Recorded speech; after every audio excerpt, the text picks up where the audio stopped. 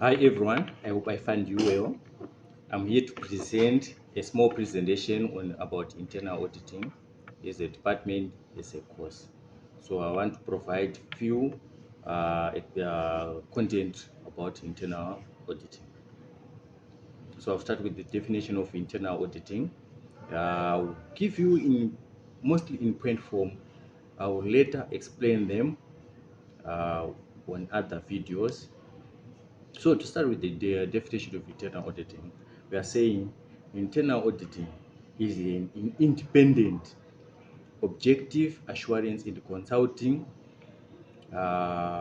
department, which are there to add value and improves organizational operations by evaluating the risks management, control, and governance processes.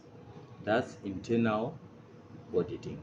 So we are saying internal auditors is an independent, objective assurance and consulting activities that adds value and improves organizational operations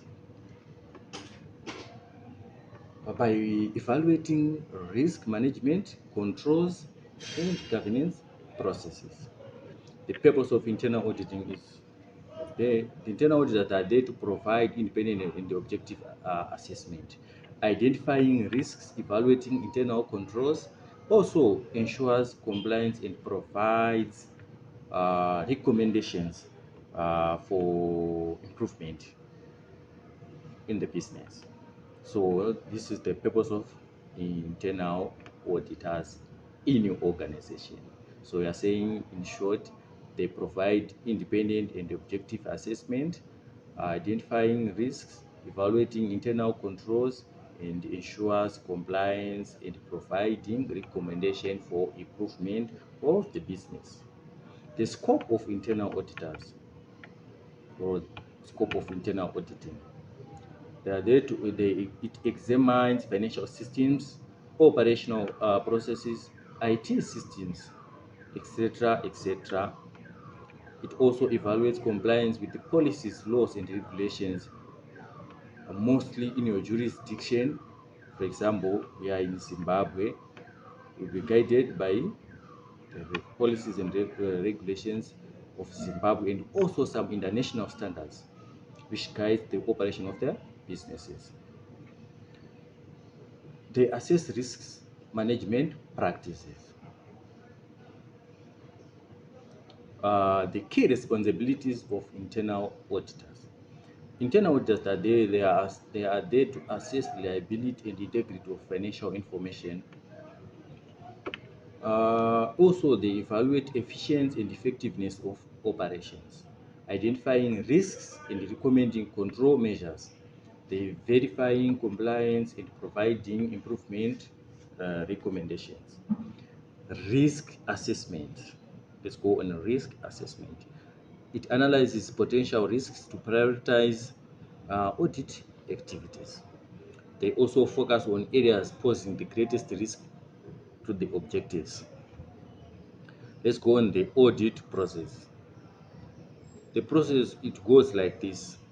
You start by planning, scoping, and gathering data, conducting interviews, then you go on field work. From field work, control evaluations. From control evaluations, you now identify issues, weaknesses, and also provide recommendation on what we have gathered and identified as potential risks or the weaknesses of the internal controls of the business. Then after you provide recommendations, the businesses, they are there to implement these recommendations if they like or if they feel that the recommendations add value to the business. And remember that we earlier said the business is the internal auditors are there to add value to the business. So after that, we go on reporting and follow up. We prepare comprehensive audit reports, communicate the observations, risks, and improvement recommendation to the management. We also do what we call follow-ups on implementation of recommendations. So we are following up on the implementation of a recommendation that we have provided to the business. We now follow up on them.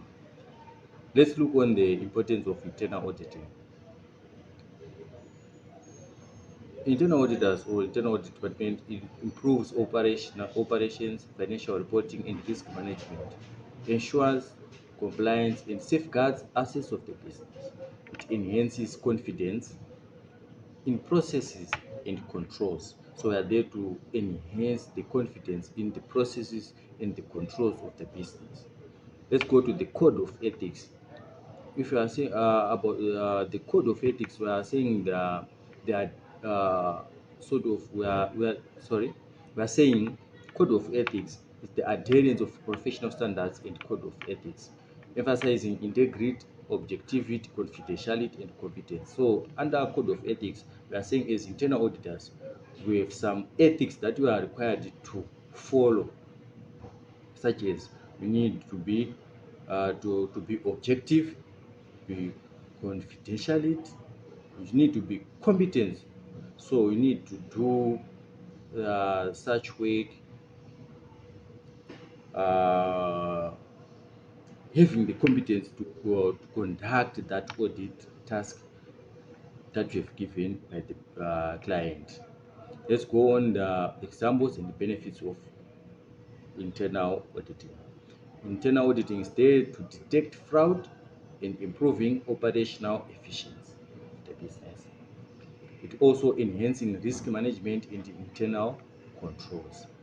Thank you for listening.